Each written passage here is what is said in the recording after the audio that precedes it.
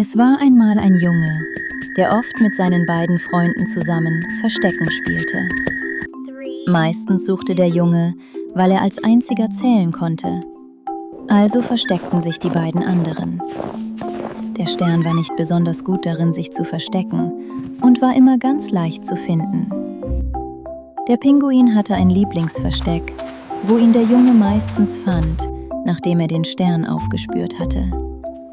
Sie alle mochten dieses Spiel, bis sich der Pinguin eines Tages besonders gut versteckte und stecken blieb.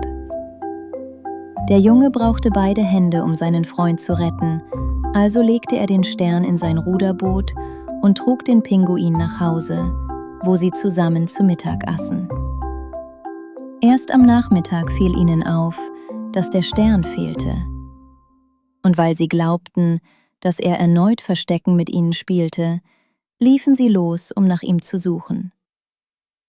Sie suchten an all den üblichen Stellen. Doch der Stern war nicht hinter den Vorhängen und auch nicht unter dem Sofa. Er war nicht im Schrank und auch nicht in der Kiste und auch nicht hinter dem Stuhl. Der Stern hatte sich noch nie so gut versteckt und der Junge begann sich Sorgen zu machen, dass er sich vielleicht verirrt hatte. Der Junge beschloss, ins Weltall um Hilfe zu funken. Der Marsmensch, der sich mit Sternen viel besser auskannte als er, kam sofort herbeigeflogen. Beim Jungen zu Hause benutzte der Marsmensch den Sternenfinder in seinem Raumschiff und ortete den Stern am Nordpol. Also brachen sie alle zusammen zu einer Rettungsaktion in den Norden auf. In diesem Augenblick stieß hoch im Norden das Ruderboot mit einem Rums gegen etwas Festes und der Stern fiel in den Schnee. Es war einmal ein Mädchen, das Sterne mochte, sehr sogar. Und sie hatte schon immer davon geträumt, einen Stern als Freund zu haben. Eines Tages konnte sie ihr Glück kaum fassen, als sie einen Stern fand, der einfach ans Ufer gespült worden war. Das Mädchen spielte freudig mit ihrem neuen Freund.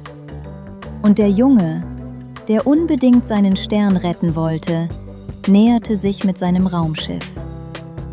Doch als er ankam, schien es so, als müsste der Stern überhaupt nicht gerettet werden. Er hatte eine neue Freundin gefunden. Das Mädchen wusste nicht, was es tun sollte. Der Junge wusste es auch nicht. Sie wollten den Stern beide behalten, aber sie wollten auch niemanden unglücklich machen. Da schlug der Marsmensch vor, Verstecken zu spielen. Aber diesmal half er dem Stern dabei. Das Mädchen und der Junge zählten bis 10. Und währenddessen ging der Stern mit dem Marsmenschen immer höher und höher. Und der Marsmensch hängte den Stern in den Nachthimmel. Als sie fertig gezählt hatten, suchten das Mädchen und der Junge überall nach dem Stern. Das Mädchen suchte am Nordpol weiter nach ihm und der Junge ruderte mit dem Pinguin nach Hause zurück, um dort zu suchen.